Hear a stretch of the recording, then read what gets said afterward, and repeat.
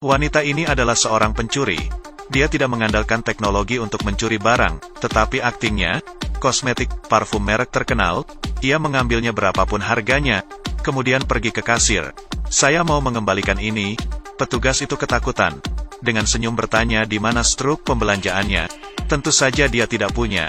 Petugas itu kembali bertanya, "Apakah Anda membawa kartu kredit yang digunakan untuk membelinya?" Dia tidak pernah membelinya, tapi ia tidak panik dan menyalahkan petugas karena tidak ramah. Mengatakan dengan tidak berdaya, "Sudahlah, saya tidak akan mengembalikannya. Tolong berikan saya tas belanja untuk membawanya." Dengan tas belanja ini, dia membawa banyak barang mewah. Keluar dari pusat perbelanjaan, masuk ke sebuah hotel mewah. Mendengar beberapa orang ingin keluar kamar lebih awal, dia mengingat nama dan nomor kamarnya. Lalu dia menelepon resepsionis. Berkata dia ada sedikit masalah, ingin kembali ke kamar, tapi dia tidak punya kunci kamar. Apakah mungkin untuk menyuruh petugas ke kamar sekarang? Ya, tentu saja. Lalu dia membawa barang menuju kamarnya. Tidak ada kunci kamar. Mengatakan dia lelah dan ingin istirahat. Membiarkan petugas itu meninggalkan kamar. Hanya begitu saja tanpa mengeluarkan uang, dia berbohong untuk kamar mewah ini. Tapi untuk Debbie, penipuan ini terbilang mudah. Dia ingin melakukan yang lebih besar, mencuri kalung berlian seharga 1 miliar, tapi itu terkunci dalam brankas. Sangat terlindungi, hanya dipinjamkan kepada artis-artis terkenal. Dia menemui mantan sahabatnya, pacarnya adalah seorang penjaga bar. Setiap hari melakukan pekerjaan yang sama, mengajari pelayan cara menambahkan air dan anggur. Tapi ternyata dia sudah bosan dengan kehidupan seperti ini. Mengetahui rencana Debbie, keduanya setuju. Segera mereka mempersiapkannya. Seorang aktris populer akan menghadiri pesta mode, meminta ia untuk memakai kalung tersebut. Saatnya memulai. Ingin agar rencana berhasil, dia memerlukan beberapa orang. Ini adalah seorang ibu yang pandai membawa barang curian, tapi dia harus merawat anaknya, menolak permintaannya secara langsung. "Tidak, saya tidak mau dengar. Saya akan menceritakan seberapa besar tugas ini." "Kamu bercanda." Keesokan harinya dia menitipkan anaknya dan berangkat. Ditambah gadis berkulit hitam teknisi komputer, seorang pesulap jalanan, dan perancang busana yang terlilit hutang. Tim dibentuk. Orang-orang ini tidak hanya terampil, dan mereka semua adalah perempuan. Langkah pertama dari rencana itu, menemukan seseorang untuk membujuk artis itu. Perancang baju adalah yang terbaik. Agar artis mau menerimanya, mereka pertama kali mengatur perancang untuk bertemu dengan saingan artis itu. Kemudian mengambil kesempatan untuk memotret keduanya, dan menulis berita, membeli judul surat kabar. Artis yang melihat berita itu cemburu, tidak sabar untuk bertemu dengan desainernya. "Apapun yang kamu lakukan jangan panik. Jangan pedulikan dia." Sedikit tatap mata, saran dan semangat dari dua wanita, desainer bahkan tidak memandang artis itu. Dan artis itu langsung memutuskan untuk membuatkan baju untuknya. Desainer itu mulai mencuci otak sang artis. Jika ada kalung berlian itu, dia pasti bisa. Dia percaya. Segera meminta desainer untuk meminjam kalung itu. Semuanya sudah siap, aksi sudah dimulai. Desainer memakai kacamata khusus, pindai kalung berlian senilai 1 miliar. Kamera ini mencetak kalung palsu yang persis sama. Mereka ingin menggunakan kalung yang palsu ini, dan menukarnya dengan yang asli. Tapi kemudian sebuah kecelakaan mengganggu rencana mereka. Merek tersebut memberikan kalung itu kepada binatang wanita tersebut untuk mencobanya. Desainer itu menemukan, kalung itu membutuhkan kunci khusus untuk membukanya. Lebih besar dari dia berpura-pura penasaran. Biarkan mereka menunjukkannya lagi. Kemudian gunakan kesempatan ini untuk merekam video. Setelah menonton video tersebut, beberapa jam tersisa di pesta. Pasti sudah terlambat untuk mencuri kuncinya. Pada saat ini, gadis berkulit hitam ini bilang dia kenal seorang pengrajin. Biarkan dia mencobanya. Mereka memutuskan untuk ikut. Mengirim video ke pengrajin. Segera dia menjawab, "Tidak sulit. Bisa dibuat dalam hitungan menit." Benar saja, semua orang lega. Rencana dapat berjalan normal.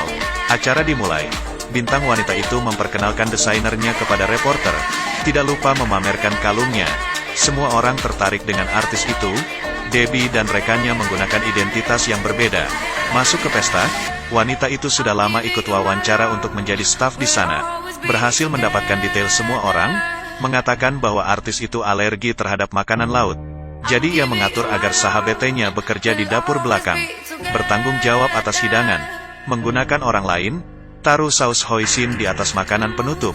Karena seharian ia belum makan, ia dengan cepat menghabiskannya. Pesulap menyelinap ke toilet, mengunci semua pintu toilet, hanya satu ruangan yang terbuka. Tiba-tiba artis itu bergegas masuk. Dia muntah, kemudian pengawalnya ingin ikut masuk, namun dihentikan oleh Debbie. Karena tulisan toilet wanita, kalian tidak boleh masuk. Pengawal tidak bisa masuk, hanya bisa menunggu di pintu toilet. Saat itu, pesulap yang bersembunyi keluar. Dia membantu wanita itu, dan melepas kalungnya, menariknya dengan cepat. Artis itu tidak sadar kalungnya sudah tidak ada. Gadis kulit gelap yang bertugas mengawasi memberi arahan. Beritahu ibu langkah selanjutnya. Ia harus mengulur waktu. Perintahkan pelayan untuk meletakkan piringnya ke dapur. Datang padamu, Deb. Baiklah, dia sudah datang. Pelan-pelan, pesulap itu menyelundupkan kalung di bawah piring. Tidak ada yang meragukan tindakan mereka. Pelayan tidak memperhatikannya, membawa piring dan langsung menuju ke dapur belakang. Ditumpukan piring yang terdapat berlian, dibuang ke wastafel, kemudian diambilnya, dan dibersihkannya dengan air. Dia buru-buru memasukkannya ke saku celana, menyelinap ke toilet, mengambil alat yang sudah disiapkannya. Dia bertugas sebagai penilai perhiasan. Memotongnya, dia akan membongkar kalung 10 miliar ini, menyelinap bersama kaki tangannya.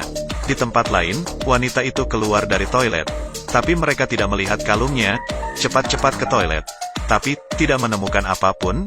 Kehilangan kalung yang tak ternilai ini, tidak ada yang mampu membelinya. Segera memblokir tempat kejadian, mencari setiap sudut dengan hati-hati. Saat ini, kalung tersebut belum dibongkar, dan para staf telah memasuki dapur. Hanya satu langkah dari toilet. Untungnya mereka masih punya cara lain, menyuruh perempuan di dekat kolam mengangkat kalung palsu. Berteriak dia menemukannya, menyerahkannya. Ia menghela napas lega, mungkin ia tadi menjatuhkannya ke kolam. Perhiasan itu berhasil dibelah, dimasukkan ke dalam saku. Semua tim berganti pakaian, menyamar sebagai korban tamu pesta. Pesulap menggunakan statusnya sebagai pelayan, berjalan ke kaki tangan, dan menyerahkan bagiannya. Proses ini berbahaya, ini akan ketahuan jika Anda tidak berhati-hati. Tapi mereka terlihat seperti tidak terjadi apa-apa, sulit untuk diragukan. Sampai pesta berakhir, tidak ada yang tahu ada beberapa wajah baru. Rencana berhasil. Setiap orang mendapat uang dalam jumlah besar. Mereka sangat bahagia merayakannya. Tiba-tiba artis itu masuk. Semua orang kaget. Jika rencana terungkap, mereka bisa dipenjara. Tapi wanita itu memberitahu Mary. Kak, dia adalah satu tim dengan kita. Ketika desainer memotret secara diam-diam, dia mengetahui rencana mereka. Debbie menyuruhnya ikut masuk tim, berjanji untuk mendapatkan bagiannya. Dengan kerjasamanya, rencana berjalan dengan lancar, dan dia bisa membantu membereskan kecurigaan polisi, memfitnah kejahatan pada orang lain. Orang ini, mantan pacar Debbie. Dia menjebak Debbie di penjara 4 tahun lalu, dan dia bersenang-senang di luar. Debbie memutuskan untuk menggunakan pencurian ini. Balas dendam pada orang itu, artis itu sengaja mendekati pacar Debbie di pesta itu, untuk menjadikannya tersangka pertama. Kemudian dia meletakkan berlian kalung itu di rumahnya, mengambil gambar dan kirim ke polisi. Ditambah kesaksian sang artis, bukti pribadi, mantan pacar, ia hanya bisa menghabiskan sisa hidupnya di penjara. Wanita itu merayakannya. Tidak usah khawatir mereka menemukan kita. Biarkan mereka memilih perhiasannya. Banyak perhiasan. Debbie dan teman-temannya sebelum pesta, mencuri lebih banyak perhiasan. Kulkas penuh dengan perhiasan. Masing-masing bisa mendapatkan 200 juta. Dengan kekayaan luar biasa ini, mereka bisa memenuhi keinginan mereka. Artis itu mengubah karir menjadi sutradara, perancang menghidupkan kembali toko pakaiannya. Gadis berkulit gelap memiliki klub biliar sendiri, mengendarai sepeda motor, mulai berkeliling dunia. Dan Debbie kembali ke kuburan saudaranya dan memberitahunya, ia akhirnya mendapatkan mimpinya, menjadi pencuri tak tertandingi. Film ini banyak dibintangi artis populer, memiliki banyak pengalaman, untuk mengembalikan pesta mode dalam film. Sutradara benar-benar membuat pesta mewah, mengundang bintang besar, plot yang menarik, ditambah perhiasan yang mewah, sampai tidak berkedip di setiap adegan. Ini bisa disebut sebagai pesta visual. Silakan ikuti acara saya. Film bagus yang jangan dilewatkan.